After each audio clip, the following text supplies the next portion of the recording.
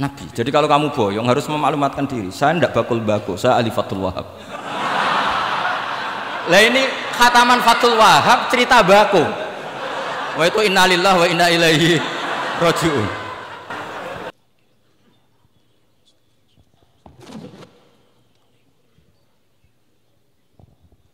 Para hadirin tamu undangan yang kami hormati, sebelum pemaparan ilmiah kita dengarkan sejenak sambutan atas nama keluarga besar Pondok Pesantren Al-Falah akan didawuhkan oleh Al-Mukarram Agus Haji Muhammad Ma'mun. Kepada beliau kami haturkan.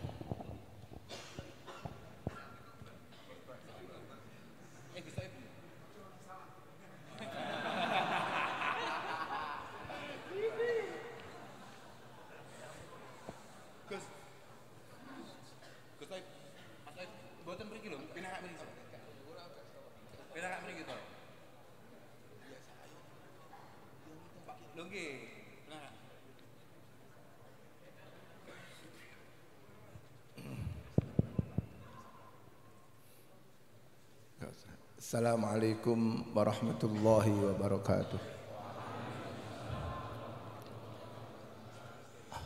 Alhamdulillah wassalatu wassalamu ala rasulillah Sayyidina Maulana Muhammad ibni Abdillah wa ala alihi wa sahbihi wa man ittaba'a sunnatahu wa wala, amma ba'du, fala hawla wa la quwwata illa billah. Para masyayikh ingkang kita dereki dawuh-dawuhipun beliau Rama Kiai Haji Zainuddin Jazuli, beliau Rama Kiai Haji Nurul Huda Jazuli, beliau Rama Kiai Haji Fuad Mun'im Jazuli, Al-Mukarramah Ibu Hajjah Lailatul Badriyah Jazuli, para ulama khususipun beliau Kiai Haji Bahuddin Nur Salim, segenap konco-konco santri terutama khotimin Fathil Wahab pada tahun ini.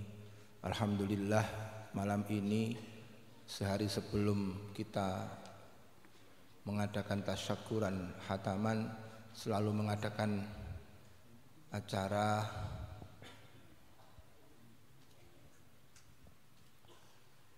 diskusi, dan alhamdulillah hari ini kita kedatangan tamu agung beliau Gus Baha. Moga-moga ini bisa membawa barokah bagi kita semua, terutama bagi panjenengan semua santri khotimin Fathil Wahab bisa benar-benar punya manhaj yang searah dengan beliau, di mana benar-benar ilmiah, benar-benar faham dengan apa yang selama ini kita mumarosah, dan benar-benar punya manhaj yang ala pesantren Indonesia. Ini yang paling penting, tujuan utama kita mendatangkan beliau adalah itu, supaya panjenengan benar-benar punya rasa naluri, punya sense, punya manhaj yang seperti kiai-kiai kita dahulu. Mugi-mugi hasil, Allahumma amin. Mewakili pengurus pertama ngaturaken sugeng rawuh matur suwun panjenengan kersa rawuh.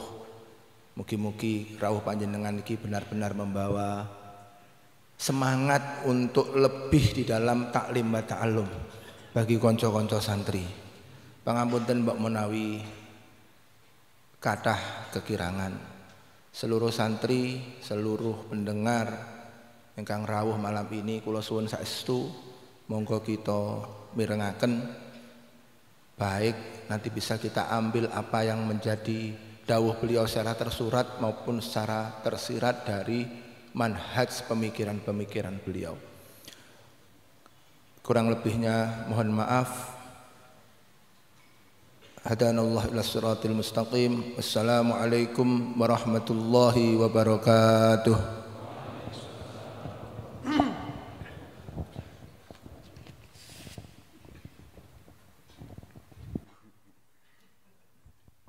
Assalamualaikum warahmatullahi wabarakatuh. Bismillahirrahmanirrahim. Allahumma sholli wa sallim ala sayyidina Maulana Muhammadin wa ala alihi wa sahbihi asma'in amma ba'du. Sedanten keluarga besar Peloso ingkang sangat kula hormati. Utamanipun Kiai Haji Zainuddin Jazuli, Kiai Haji Nurul Huda, Kiai Haji Fuad Ningbat. Niki wonten Gus-gus, wonten Gus Thaif, Gus Fahim, Gus Makmun, wonten Mbah Kawula niki Gus Kausar. Ini yang saya agak kecewa itu moderatornya itu berusaha guyon karena takut tak suruh baca Fathul Wahhab. Jadi guyon itu ada dua, guyon yang memang sudah selesai seriusnya. Saya pernah diceritain Mbah Mun, kata Mbah Mun, Kiai maca kitab guyon dikritik. Maca kitab kok guyon, terus kata Mbah Mun membela diri. Mergo macane wis iso, mulane iso guyon. Nak ra iso wis runtusen sik. Anda baca kitab ndak bisa, itu bisa guyon apa ndak? Ndak bisa, roh kitab wis meriang. Jadi orang guyon itu bukti alim. Tapi ada juga guyon yang menghindari ngomong serius kayak moderator itu. Jadi ini masalah ya. Terus kecewa saya kedua, saya itu ngira Santri Proso itu katanya terkenal khusuk-khusuk, adabnya bagus. Ternyata ada percontohan yang enggak bagus. Di depan para gus-gusnya guyon. Jadi ini kekecewaan saya yang kedua. Nanti saya lebih kecewa lagi, ternyata yang khataman Fathul Wahhab itu tidak paham Fathul Wahhab. Itu lebih kecewa, tak bawa sampai mati itu nanti. Itu kecewa itu tak. Nah begini sebagaimana makalah yang saya bikin, karena tadi moderator sudah guyon, saya berusaha ngendikan serius. Karena memang fikih itu harus dikaji secara serius, meskipun dengan pikiran yang ceria, yang riang. Saya itu di Jogja itu lama sekali dan tetap sebagai rujukan. Karena saya spesialis sering ngendikan fikih. Saya dulu musyawarah ya seperti urutan di Peloso, mulai takrib, mu'in, tapi di sana langsung mahalli. Karena Fathul Wahhab gak diajarkan di sawir, di musyawarah. Tapi saya pernah ngaji Mbah Mun Fathul Wahhab. Dan beliau sering berpesan, nak kanggo masyarakat ojo wahab repot, nganggo mahalli saja. Mahalli itu kan Rohibin itu yang mensarai minhajud thalibin. Ini bukti bahwa saya ini alim betul, bukan guyon dari tidak alim itu. Jadi ini bedanya saya dengan moderator. Nanti kalau nggak percaya diuji di sini di depan.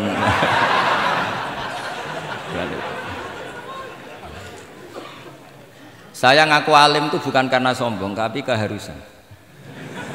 Karena begini ya, kalau kamu punya istri mau melahirkan, itu mesti nyari tulisan bidan. Barokahnya tulisan itu kamu tahu siapa bidan. Kalau kamu gigi sakit pasti cari tulisan dokter gigi. Sekarang kriminal kita adalah yang tahu Wahhab tidak menulis ahli Fathul Wahhab, ahli Fathul Qorib. Sehingga masyarakat itu susah nyari konsultan ahli fikih. Karena santri Peloso tidak menulis di rumahnya ahli Fathul Wahhab, ahli Fathul Qorib. Lo itu penting supaya orang tahu. Setidaknya kenapa nyuwun sewu banyak, kalau saya boleh agak merovokasi, dan itu bagus, provokasi itu bagus kadang, tapi untuk kebaikan. Kenapa orang-orang lain itu menjadi rujukan? Karena mereka memaklumatkan diri, dengar gelar RC, MA, terus ahli fikih. Tapi kita yang ngaji Wahhab, khatam, musyawarah khatam, nggak nulis di rumahnya ahli Fathul Wahhab. Setidaknya Anda nulis konsultan kalau ingin mondok ke Peloso, sehingga orang daerah kamu kalau mau mondok ke Peloso konsultasi ke kamu. Tapi kita terlalu adab. Padahal awalun nubuwah itu dimulai dari at-tahaddi. At-tahaddi memaklumatkan diri kalau beliau adalah seorang nabi. Jadi kalau kamu boyong harus memaklumatkan diri, saya tidak bakul-bakul, saya ahli Fathul Wahhab. Lah ini khataman Fathul Wahhab cerita baku. Wah itu innalillahi wa inna ilaihi raji'un. Ini harus gimana mau?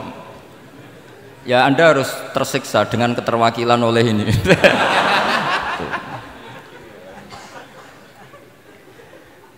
Saya ini baca kitab banyak sekali, termasuk kitab Ithaf. Ketika beliau mensarai Ihya, itu cerita kitab yang saya baca fil fikhi itu dihitung mulai mazhab Syafi'i sampai Hanafi semuanya. Saya baca kitab tasawuf ini. Jadi memaklumatkan diri. Awal dari nubuwah itu memaklumatkan diri. Sehingga orang gampang nyari. Kalau orang bisa nyari bidan, nyari dokter gigi karena tulisan, kenapa orang kesulitan nyari ahli Fathul Qorib? Kalau kamu ahli konflik tulis saja, konsultan spesial cerai karena pengalaman pernah cerai, tulis saja. Kalau ahli jomblo tulis saja, ahli perjodohan. Supaya orang tahu keahlian kamu di mana. Saya di Jogja memaklumatkan diri, saya bisa baca Wahab, saya bisa baca Bukhari, saya bisa. Bukan dalam konteks sombong, karena kebutuhan umat yang ingin tatap bu'u asari Rasulullah, mencari-cari asari Rasulullah itu terpenuhi. Itu dengan ngaji orang yang ahli. Tunjukkan kalau baca kamu benar dan sebagai solusi umat. Umat ini punya problem banyak. Dan kamu mengajar dengan manhaj yang jadi solusi, yang jadi solutif, yang bisa jadi jalan keluar. Tapi kita enggak, santri itu banyak keluar dari pondok, tapi karena miskin, sudah dari mbahnya bapaknya memang sudah miskin ya. Terus atas nama humul, atas nama ikhlas, terus sering menyembunyikan diri. Menyembunyikan diri, pura-pura ada alim, memang sebetulnya ada alim juga kadang itu. Akhirnya terus orang sampai nggak tahu kalau itu alumni pondok. Tapi ketika ada orang konsultasi sama pihak lain, mereka tersinggung karena kok nggak ke dia? Mau ke dia gimana? Nggak ada tulisannya, nggak ada potongannya. Malah tadi cerita mbako segala itu kan apa ya? Nah, saya ingin kembali lagi. Saya punya teks hadis yang riwayatnya seperti ini. Mesti hadis itu misalnya dhaif, banyak aditnya, banyak penguatnya. Idza zuharatil bid'ah wal fitan. Sebagian ada tambahan wasubba ashabi. Fal yuzhiril alim ilmahu. Orang alim harus menampakkan kealimannya. Wa illa fa'alaihi la'natullahi wal malaikati wan nasi ajmain. Justru kalau tidak memperlihatkan kealimannya dia kena laknat. Artinya yang sopan-sopan tidak memperlihatkan kefathul wahabannya, maka malah melihatkan kembakuannya. Itu jatahnya fa'alaihi la'natullahi wal malaikati wan nasi ajmain. Ya setuju ya? Itu pasti kena laknat. Coba betapa tersiksanya Syekh Zakaria Al-An tadi itu mulai ngomong tuh nggak pernah menyebut Syekh Zakaria Al-Ansori. Kayak apa tersiksa? Kitabku dikaji nyebut jenengku ya gelem gitu.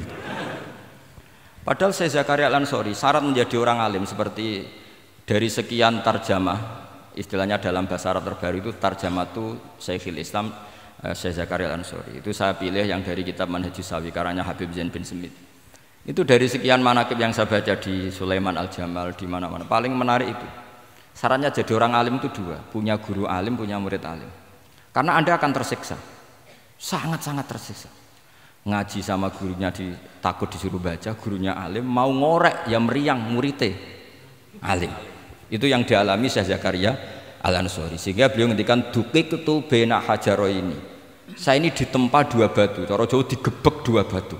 Mau ngaji ya takut karena gurunya alim alamah yaitu pengarang Fathul Bari Ibnu Hajar Al-Asqalani. Mau mulang ya meriang mergo di murid alim alamah jenis Ibnu Hajar Al-Haythami. Dadi akhir sampai ngaji ya persiapan, sampai mulang ya persiapan. Kayak apa susahnya jadi Syekh Zakaria Al-Ansori, mau ngaji setoran ya persiapan, mau ngajar persiapan. Makanya kata Mbah Mun, syarat utama ulama itu harus punya murid alim. Saya pernah didhawuhi Mbah Mun, aku muga gak di anak Gus Najih itu Gus Najih. Saya juga izin jadi kiai. Karena syaratnya jadi kiai itu udah anak alim di murid alim. Izin gak jadi kiai ras sukses juga tak perlu. Makanya saya ketika kecelok alim itu senangnya bukan main beliau. Karena terpenuhi status tadi. Nah ini kalau khataman Fathul Wahab terus bakas bako ini. Ini roh Kiai Jazuli tersiksa ini gimana? Ini gimana ini sini? Kalau ukurannya kan gampang, moderator kan dipilih yang paling baik, setidaknya ngomongnya lah. Kalau tidak ilmunya ya ngomongnya. Terus Anda terwakili oleh orang yang enggak jelas. Enggak, saya gojlok ini enggak dosa, karena kalau betul saya ini dosa karena ngerasani orang, berarti jadi kafarah dosanya dia. Soal saya kan amalnya sudah banyak, aman lah. Aman, jadi nanti. Jadi kalau jatah hasanah saya harus diminta dia, tak kasih aja. Gampang. Masih surplus banyak. Ya masih surplus, masih banyak. Kan orang itu kalau baca Quran satu huruf itu dapat 10 kebaikan. Saya ini hafal Quran, sudah gak terhitung itu sudah. Itu untuk kamu tak saati satu huruf cukup nanti kalau nanti Kalau nanti nuntut di akhirat itu tak kasih aturan begitu. Jadi ya nggak apa-apa, nanti silahkan nuntut nanti di apa akhirat. Tapi kamu lebih saya tuntut. Kamu itu siapa kok nyuruh saya di sini itu? Dosanya lebih besar lagi itu. Saya teruskan ya, saya cerita yang serius. Syarat jadi orang alim itu punya guru alim, punya murid alim. Karena sebagian dari ilmu itu bukan ditempa guru tapi ditempa murid. Imam Fathul Bari, Sahibu Fathul Bari yaitu Syekh Ibnu Hajar Al-Asqalani, itu beliau sangat mencintai Nabi Musa justru karena dengan tanda kutip protesnya. Jadi ketika Nabi Musa diajari Nabi Khidir dari awal sudah ngendikan innaka inni ala ilmin, atau innaka dulu ya gak apa-apa, dibalik-balik gak apa-apa karena semua kitab kadang riwayat fil makna. Innaka ala ilmin allamaka wah ma'lam a'lamhu wa inni ala ilmin allamanillah ma'lam ta'lamhu. Kira-kira terjemahan bebasnya, kamu punya ilmu yang diajari Allah saya tidak tahu, saya punya ilmu yang diajari Allah kamu tidak tahu, maka innaka lan tastati'a ma'iya sabra, kamu tidak mungkin bisa menyabari saya, bisa memaklumi saya. Tapi kata Nabi Musa ngotot, tidak, saya harus belajar sama Anda. Oke, silahkan belajar tapi jangan tanya. Pertanyaannya itu jangan tanya. Fala tas'alni, kamu nggak boleh tanya. Kalau kamu ingin jadi murid yang baik, nanti jangan tanya, itu dosa. Ya dengarkan saja. Nah, tapi Nabi Musa tetap tanya. Ketika ada kejanggalan secara syariah, Nabi Musa tetap tanya. Dan itu oleh kitab-kitab tasawuf dianggap dengan tanda kutip kesalahannya Nabi Musa, meskipun mimbabi hasanatil abrar sayyatul muqarrabin. Tapi di kitab fikih itu dipuji sundul langit protesnya Nabi Musa. Jadi di kitab tasawuf disalahkan karena kitab tasawuf pemuja tadi ketertaatan pada guru, kitab fikih enggak. Ini bukti adallud dalil bahwa Musa itu orang pilihannya Allah. Dia tidak sabar, beliau tidak sabar kalau melihat kemungkaran. Jadi gugatannya Nabi Musa dianggap apa suratu ghiratihi fillah atau suratu ghairatihi fillah. Ada yang baca ghairah, ada yang baca ghirah. Ini karena ngadepi santri Fathul Wahab, saya terpaksa baca 2 kali. Siji ben ketok alime, nomor loro nak kowe ra iso tak warai nak maca. Karena dalam qiraah sab'a ya mesti gitu, kalau enggak doikin ya dikin. Karena yang satu cara berpikir masdar itu aslul mustaqot, maka enggak perlu kena harokat munasabah. Jadi saro yasiru sairon, tidak perlu siron. Faza yafuzu fauzan, tidak perlu fuzan karena master aslu mustaqot, jadi tidak perlu kompromi dengan harokatul munasabah. Tapi orang Arab tetap bilang dikul maisha, apa tetap bilang dikul maisha. Tapi qiraah kita fala takufi doiqin, bukan pakai apa dikin ya, makanya kemungkinannya 2. Saya baca 2 kali ben ketok alime karena saya ini menghormati sampean. Mosok ngundang wong ra alim kan sini-sini wong. Nomor 2, anak kue raiso tak warai kalau bacanya itu 2. Jadi andai kan saya ngajar di pondok pelosok, saya baca mesti 2 kali. Wayah sibu zaidun kada, wayah sabu zaidun kada. Karena dalam qiraah sab'a ada yang baca yahsibu, qiraah kita baca yahsabu. Tapi guru-guru kita kalau ngajar fikih itu bacanya yahsibu. Tapi kalau baca Quran yahsabu. Ya kan Quran kita kan ayah sabu Allah yaqdiru alaihi ahad, bukan dibaca ayah sibu. Saya teruskan. Jadi syarat jadi orang alim itu harus punya guru alim dan murid alim.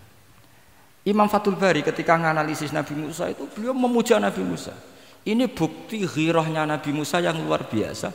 Beliau paling tersinggung kalau untuhikat hurumatullah. Orang sudah ditolong kok gak matur nuwun malah merusak perahunya. Jadi itu secara syariat itu mungkar. Kalau mungkar ya harus diprotes. Artinya itu sifatu madkhin, protesnya Nabi Musa itu sifatu madkhin, bukan sifatu dhammin. Itu Ibnu Hajar Al-Asqalani, gurunya Syekh Zakaria Ansari. Ketika orang tasawuf nganggep yang dilakukan Musa itu agak-agak mazmum karena protes sama guru. Pertanyaan saya ke anak-anak Fathul Wahab, kamu milih siapa? Milih partainya Ibnu Hajar Al-Asqalani apa milih partainya orang tasawuf? Selama ini roh potongannya sampean milih sing tasawuf. Karena sampean dengan ilmu pas-pasan ini nggak suka kalau ada murid tanya. Mboten ngaku mawon. Tapi karena tadi logika syariatnya kata Ibnu Hajar Al-Asqalani, Musa itu kalimullah termasuk ulul azmi, sementara Khidir hanya seorang nabi. Apa yang dilakukan Musa tentu lebih keren karena beliau seorang nabi dan rasul. Jadi jangan kira terus di situ merupakan mangkobah, satu derajat yang luar biasa bagi Nabi Khidir ngalahkan Musa, itu enggak. Tapi ini juga mangkobah bagi Musa, betapa enggak sabarnya beliau ketika untuhikat hurumatu. Dan itu Ibnu Hajar Al-Asqalani dalam bingkai itu. Jadi beliau itu sangat ringan sekali. Artinya gini, kita bahas Zakaria Al-Ansori nggak bisa tambah bakas gurunya, yaitu Ibnu Hajar Al-Asqalani. Nanti sama bakas muridnya. Lah yang mulai bakas muridnya itu kamu harus siap-siap. Karena kiai-kiai di pelosok itu alim alamah. Masalahnya nanti pasti di muridnya.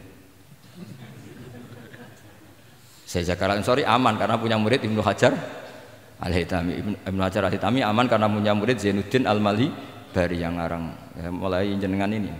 Jadi masalah bukan pada gurunya, tapi pada siapa? Muridnya. Terus Ibnu Hajar Al-Asqalani itu orang yang luar biasa.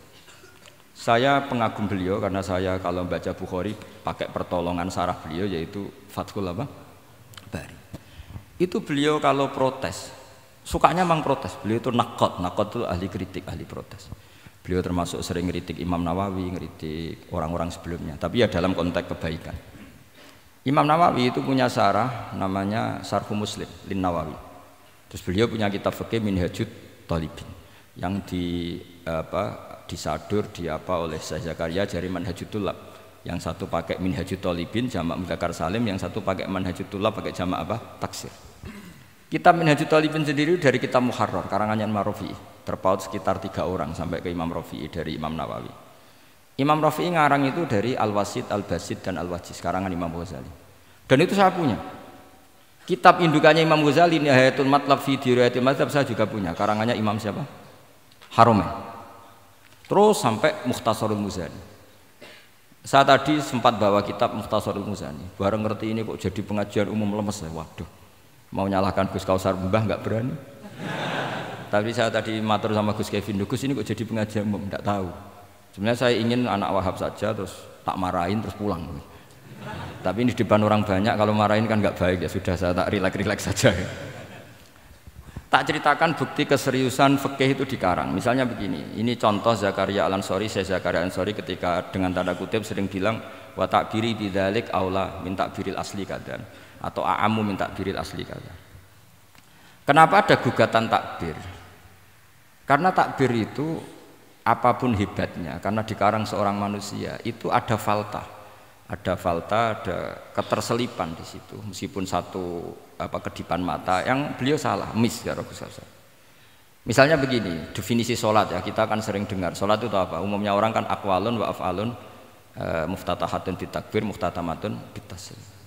Pertanyaannya definisi itu tidak jamek mana? Karena hunaka sholatun la qawla fiha wa la fi'la, yaitu sholatuman ajrus sholata biqalbi. Kalau sholat itu adalah harus ada akwal, yaitu kayak baca Fatihah dan syahadat di tasyahud sani, harus detail, sama nggak boleh nyontohkan kayak tasyahud di tahiyat ula, itu kan hukumnya sunat. Kalau kamu nggak bakul-bakul harus tahu kayak tasyahud di tahiyat saniyah, atau karena yang tasyahud awal sunat.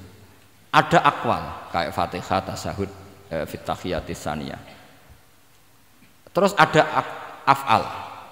Tapi pertanyaannya, hunaka sholatun la qawla fiha wa la fi'la, yaitu sholatu man ajra sholata biqalbi. Maka perlu ditambah walau hukman, meskipun akwal dan af'al itu hanya secara hukum. Karena kalau hanya itu tidak jamek manek kalau dalam bahasa mantek, atau tidak mutarid akis, tidak memasukkan semua fardun min afrodil mu'arraf. Jadi kula ngetok nang alim demi ngergani sampean supaya ketok nak sumber utang ora salah. Mau salahnya ngatur kiai itu ya agak salah, itu agak salah betul. Saya itu juga agak gimana. Besok itu saya diminta Gus Reza ngisi sama Gus Reza. Gus Reza itu cucunya Mbah Karim. Mbah Mun dulu ngaji Mbah Karim. Jadi orang kok kayaknya manfaatkan saya sak karepe dhewe gitu, karena saya ini mangkalah tua terus ini. Padahal saya kalau mau angkuh ya, kalau saya boleh sombong, itu buyut saya ketujuh itu namanya Mbah Soleh bin Asnawi Sepuh, itu gurunya Mbah Soleh Darat. Padahal Mbah Soleh Darat gurunya Mbah Hasim, tapi angkuh kan haram, jadi ya sudahlah pakai tawaduk saja. Sebenarnya kalau saya boleh angkuh, kalau sampean malah lebih bisa angkuh lagi, ketemu di Nabi Adam. Lebih. Putu Nabi. Saya ulang lagi ya. Kalau kamu mengkaji Wahhab secara serius, itu kajilah seperti saya ini. Bahwa hukum itu harus dibenturkan dengan fardul masalah, dengan pengandian masalah. Misalnya begini, kalau ada hewan ketabrak truk, jago, tentu kita diskusi hanya ayam jago, karena kalau ayam kecil kan gak eman. Kelepek-kelepek meh mati. Cara pikirannya sampean ini yang anak-anak Fathul Wahhab itu boleh disembelih apa enggak? Tanpa disembelih pun pasti 1 menit lagi mati atau setengah menit lagi mati. Karena dia kejat-kejat hanya prosedur kematian, memang syaratnya harus kejat-kejat. Tapi kan dia sudah tidak punya hayatun mustaqirrah. Kalau kamu pas musyawarah Fathul Wahhab itu disembelih halal apa haram? Tidak, sampean jawab saja, enggak usah sungkan, enggak usah jawab aja. Ini ada Gus Makmun, ada Gus Wahid. Halal apa haram? Cara pikirannya Syekh Zakaria Al-Ansori, bajuri itu haram karena dia tidak punya hayatun mustaqirrah. Oke, haram. Karena yang dikatakan penyembelian adalah menghilangkan nyawa karena penyembelian, sementara ini tanpa disembelih sudah mati. Tapi pertanyaannya gini, tapi nanti kalau disisir dari bab tabdzir, masa kewan jago larang mubadzir? Maka menurut mazhab Imam Malik, pokoknya keceluk di nyawa. Angger keceluk di nyawa disembelih ya halal karena jenenge nyembelih hewan yang masih hidup. Senajan tau wis kejet. Kamu milih mazhab Maliki apa Syafi'i? Ini ayam jago loh, bukan ayam kecil. Karena kalau yang kecil kan ikhlas. Itu kan seperti kepiting, banyak kiai ngaramkan kepiting. Yang keberatan banyak karena kepiting besar. Tapi ketika yuyu diharamkan nggak apa-apa, kecil aja. Padahal ilatul hukmi sama. Kira-kira kepiting sama yuyu, tahu sama yuyu? Itu kehidupannya sama nggak? Gaya hidupnya sama apa enggak? Sama. Tapi ketika kepiting itu ada perdebatan. Yang setuju halal banyak karena iman rasanya. Tapi ketika yuyu dikatakan haram, ada nggak yang protes? Tidak ada. Ikhlas semua kayak gitu. Ini ahli fikih apa ahli nafsu gitu.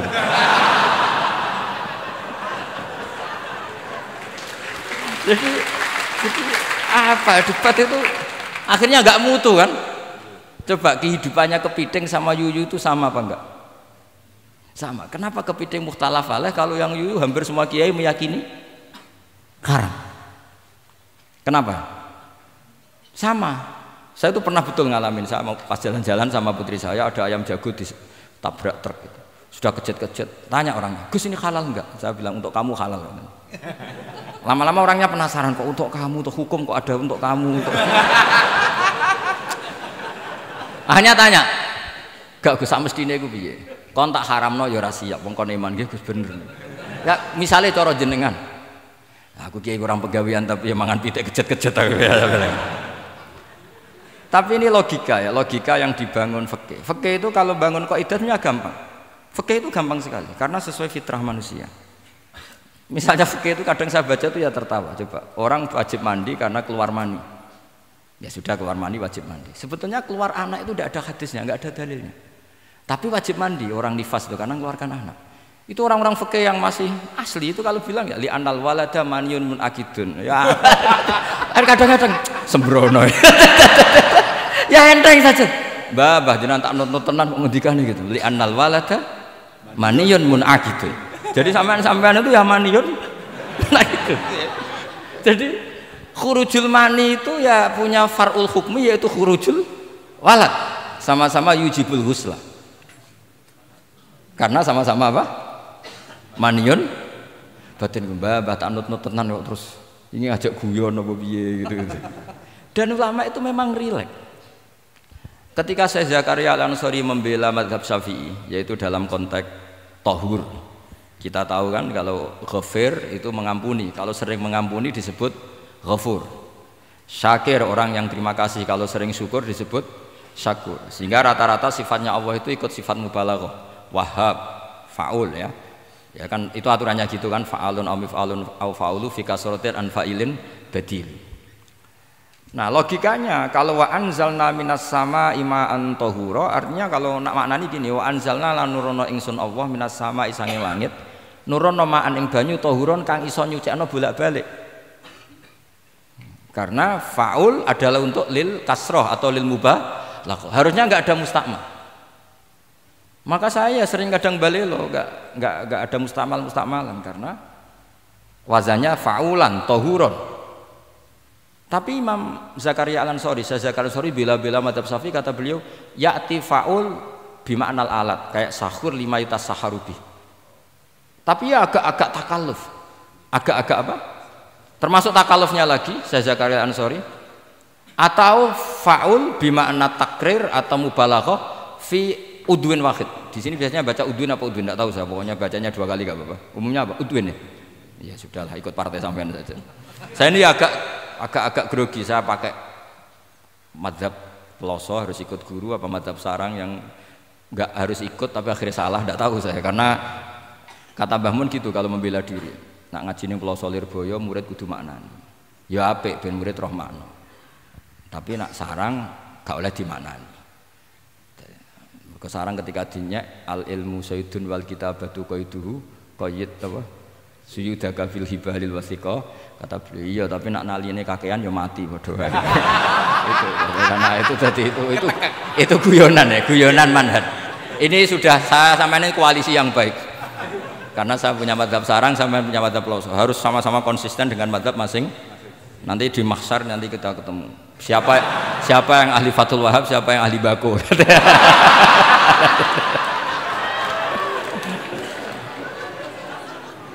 Nah, pikirannya Fathul Wahab kalau sampean khatam betul itu untuk takrir tapi fi udwin wahid, yaitu air yang sudah mensucikan ini misalnya masih bisa mensucikan ini, yang bisa mensucikan asal masih fi udwin wahid.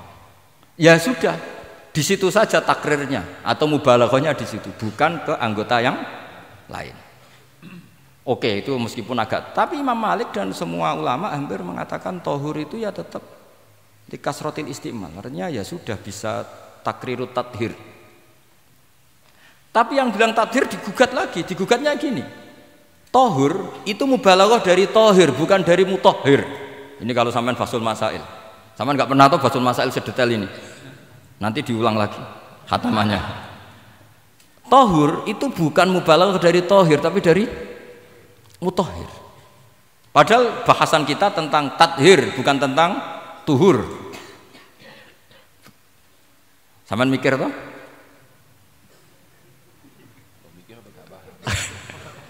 Enggak usah dijawab apa diterangkan? Apa ngaji lagi aja, enggak usah boyong dulu.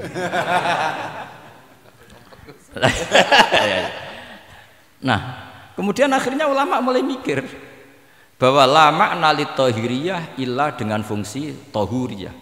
Tidak ada gunanya disestatuskan suci kemudian tidak berakibat mensucikan, karena ini air masih murni ma'un mutlaq. Kecuali kayak teh kopi berstatus suci tapi tidak mensucikan, tentu ma'an tahura di konteks itu adalah tohir mutohir, karena contohnya air mutlak bukan kopi. Berarti meskipun tohur itu dari mubalaghah tohir tapi maknanya mutohir, itu perdebatan. Akhirnya apa? Orang itu menjadi cerdas, terutama di era Ibnu Hajar Al-Haytami, karena beliau ahli fikir. Beliau itu cerdasnya Masya Allah. Tapi apapun itu, beliau tetap manusia. Kecerdasannya kadang berlebihan dalam aturan yang dipatok madzhab Syafi'i, termasuk mensyaratkan Jumatan harus orang 40. Sekarang pertanyaannya gini, sama tak beri pertanyaan, harus bisa jawab. Meskipun salah, nggak apa-apa. Saya butuh jawaban, nggak butuh benar. Karena sudah tahu, mesti agak salah itu, nggak apa-apa. Ketika ada satu kampung yang orangnya tidak sampai 40 dan mereka ingin Jumatan, menurut kamu itu harus Jumatan? Apa boleh Jumatan? Apa harus duhur? Apa ya Jumatan ya duhur? Masyarakat gak mau biasanya. Tidak harus Jumatan, boleh tidak Jumatan, apa harus duhur? Apa nggak perlu ada hukumnya? Ben karepmu. Nah, di kitab-kitab I'anatul Thalibin, Sayyid Abi Bakar Sato, itu beliau ngendikan kamu harus tetap Jumatan meskipun jumlahnya belum 40. Karena apa? Madharat tarkil Jum'ah itu lebih ngeri ketimbang mensyaratkan 40 yang asal usul dalilnya itu tidak jelas. Imam Ahmad bin Hanbal kalau ditanya apakah Jumatan harus 40, itu ghadiban sadidan, marah besar. Lam yarid fil adat nasun, kata beliau. Enggak ada dalam adat Jumat dan nas. Imam Syafi'i itu hanya asumsi, biasanya wong 40 mesti ana waline. Tapi potongan-potongan gini meskipun sebanyak ini kan Ndak, sampean menjamin nggak kalau ada 200 orang ada walinya ini? Dulu itu 40 orang pasti ada walinya, sekarang buat 1000 nggak ada jaminan ada wali. Dulu itu ada 2 wali, yang satu rokok, dikritik sama yang nggak rokok. Mosok pangeran dikebuli katanya karena tapi wali rokok ini ahli tauhid. Allah laisa bimakanin katanya. Saya tidak tahu ini tadi ya, kacau. Wali itu kalau sudah debat itu bener mana? Yang satu goslo, wali kok rokokan, pangeran kok dikebuli. Yang satu bilang apa? Allah laisa bimakanin. Itu saya teruskan. Jadi perdebatan di fikih itu sebetulnya semuanya itu rasional. Karena fikih dibangun di bawah qaidatul fikhi, qawaidul fikhi dan usul fikih. Dan semuanya itu muktabas atau multamas atau makhud min Rasulillah sallallahu alaihi wasallam. Sekarang saya beri satu analogi. Pernah ada satu kejadian Rasulullah sallallahu alaihi wasallam menghentikan la yusalliyanna ahadukum illa fi Bani Quraidah. Kamu jangan sholat asar kecuali sampai Bani Quraidah. Kira-kira saya ngomong sama santri, kamu jangan sholat asar kecuali sampai Lirboyo. Sebelum sampai Lirboyo ternyata kadatis samsu antaghruba, matahari hampir tenggelam. Fariqun minhum, sebagian dari sahabat milih sholat di tengah perjalanan meskipun itu belum sampai Lirboyo. Alasannya musaro'ah fil waktu supaya tidak qadha. Yang sebagian milih sholat di Lirboyo meskipun ba'da antaghruba samsu, meskipun matahari sudah tenggelam. Ketika dilaporkan ke Rasulullah itu falam ya'nif, ada yang baca falam yu'annif wahidan, tak baca 2 kali karena ini nanti bisa jadi debat kusir. Sampean bacanya ya'nif apa yu'annif enggak tahu, pokoknya saya baca 2 kali. Kalau baca sampai 3 kali yang 3 salah karena memang pilihannya hanya 2. Kalau ada pilihannya 3 tak baca sampai 3 kali. Nabi tidak menyalahkan salah satunya. Yang satu pakai konstitusi yang namanya asar itu ya qobla antagrubas samsu. Yang satu cara berpikir Nabi jelas mansus harus di Bani Quraidah. Sekarang pertanyaannya, kaidah umum tentang, saya ulang lagi, kaidah umum tentang asar itu qobla ghurubis samsi dilawan nas harus di Bani Quraidah, menang mana? Nas sama kaidah umum. Kira-kira kalau kamu ngaji usul fikih